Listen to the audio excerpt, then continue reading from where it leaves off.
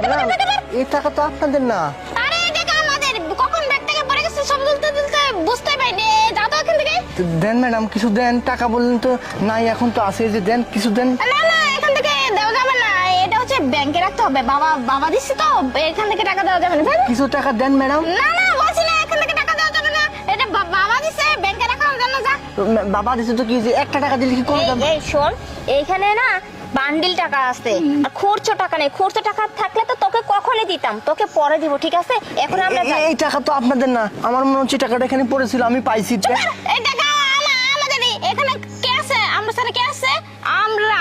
তার মানে এই টাকাটা আমাদেরই। বাবা দিছিল তো, কখন ব্যাগ থেকে পড়ে গেছে দেখিস নাই? না না ম্যাডাম দেন না। আরে এই এমন করেন কেন, দেন না ম্যাডাম। আচ্ছা শোন, একটা কথা বলি, আস্তে কথা বল।